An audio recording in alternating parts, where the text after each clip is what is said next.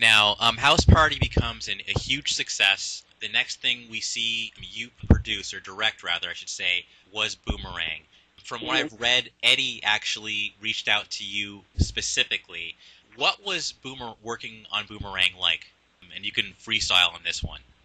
Sure. I mean, it was in some ways a dream. It was ideal. I'd never imagined I'd work with a megastar like Eddie Murphy. And it was weird because we were the same age, but I kept going, well, weren't you on TV and I had a bedtime? I mean, I couldn't even process how we could actually be on the same plane in some level. But, you know, he was great to work with. We really, you know, were in sync creatively. There was a bunch of things I wanted to see in an Eddie Murphy movie as a fan.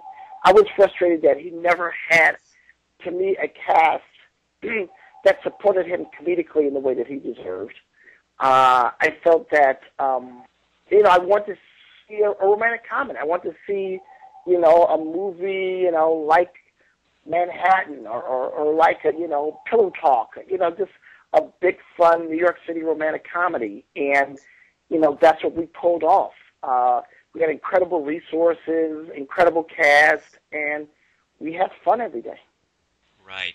You know, I know a lot of people, at least that I've talked to, when we talk about Boomerang, we say that seemed to be kind of an end of an era for Eddie. We all know that he went on to do some pretty, you know, big budget, fun movies that were accessible to everyone. But Boomerang, there was a certain edge that we really miss from that movie and on. But it was a great film to see him in. It was also one of... It just had a different feel from the rest, and we really appreciate you making that a reality, if I may say so. Well, thank you. I mean, I know Eddie and I have talked about it, and years after, and we marvel over the fact that Ice Cube loves the movie and Lena Horne loved the movie. Yeah. And how many times can you make something that pleases that wide a range of people? Yes. Yes. And there was an authenticity to the film as well. One thing, getting to the music, and I actually want to ask you about your own music tastes, but thankfully, because the internet is so great in terms of research, one pivotal thing I wanted to talk about musically was how involved you were in, you know, if not selecting the music, then certainly inspiring it. One of the scenes where Hallie's character says, "Love should have brought you home," it's described that L.A. Reid leaned over to you and said that would be a great song title, and then you replied something to the effect of, "That's great, make it happen." And of course, that song goes on to become a huge hit in the summer of '92. Can you talk about your relationship with music in general? Not only with the films, but even like the music that you like, maybe back then and even now. Sure. You know, I'm a huge music head, and I feel like music is the most sophisticated of art forms. And those of us who work in film or television, we're trying to get where music is. Wow. And I can play an instrument, but I play the stereo incredibly well. And, so usually I put a bunch of temp tracks in the movie which indicate the kind of music I want. So the temp tracks with Boomerang, I mean, basically there was the score ideas and there was the song ideas.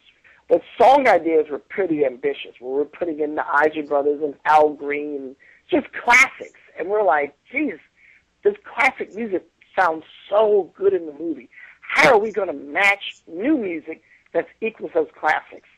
And we had a huge advantage to having L.A. Reid and Babyface, who had just started their label. They were looking for a project to really kick off the label properly.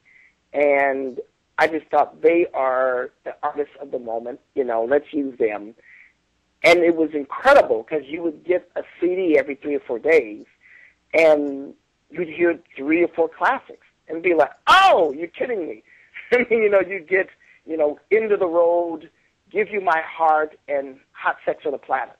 Right. You know, yeah, I like that. And then, and so, you know, and sometimes I would describe things like, I said, for example, I said, you know, I want one of those talking songs, like, you know, Lenny White's I Love You, or Mel and Tim Starting All Over Again, where there's a whole long-spoken preamble, then you break into a big heart-rending songs. We need one of those songs. And that's what End of the Road was. It was to be a song like, the Lenny Williams track. Wow. That, when your girl dumps you and you're drinking and crying in your beer. That was the idea behind that. And you're right with the story on Love Should Have Brought You Home last night. We were watching a rough cut of the movie. And I brought the guys in early to hear to watch rough cuts of the movie so they could be inspired by what they were seeing on screen. And in that, 3-hour version of the movie they were watching, when L.A. leaned over and said that's a great song, Ted, I was like, yes. And but the other amazing part was we had that song and another song, and we couldn't figure out who should sing the song. And we had talked about a couple of different major artists, and a couple of them had passed on singing the song.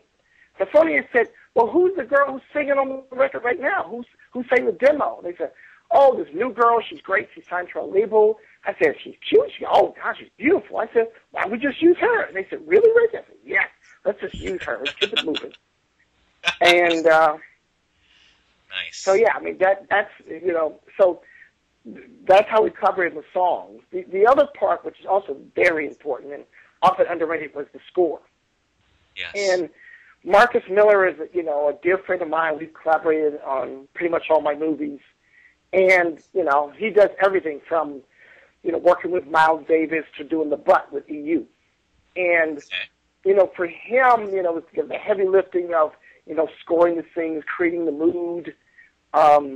So I think it was even before I started shooting, I played him 2 albums that kind of give the direction I wanted. One was the Wynton Marsalis album, Hot House Flowers, which is Wynton, with a small combo and a big string section. And the other was Burt Bacharach's greatest hits. Burt singing, with Dionne Warwick singing and that big epic sound that they have. I said, I want this kind of big epic classic sound. And, we just listened to it track after track. We talked about what I loved about those songs. And, that inspired a lot of the music. Sometimes it would be a more specific thing, like, I'd hear a Duke Ellington song I loved, and, he'd give me his version of that. Or I'd play him, Eric Satie, kind of a modern classical performer, and he'd give me a spin on that. So, there's a lot of stuff, and no matter what I throw at Marcus, he's always able to answer it. I remember when we were doing the score for House Party, the studio was in Jersey, so I drive from Harlem, where I live, to Jersey. And then I go, 3 in the morning, I'm listening to some beer barrel piano on the radio. What if we put a beer barrel piano cue with a hip-hop beat underneath it? He'd say, okay. And in 10 minutes, he would have produced it. Wow. Then we put it on the CD, and we go, man, that looks great.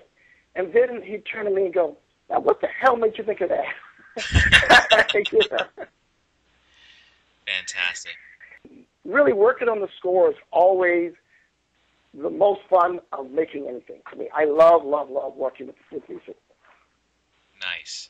Score. And one of the things that I remember from my own experience was the 7-day weekend cue happened a lot during the film, just the music before you actually hear her singing over it. And then also that song, Feels Like Heaven. Just memorable scene. Memorable scene.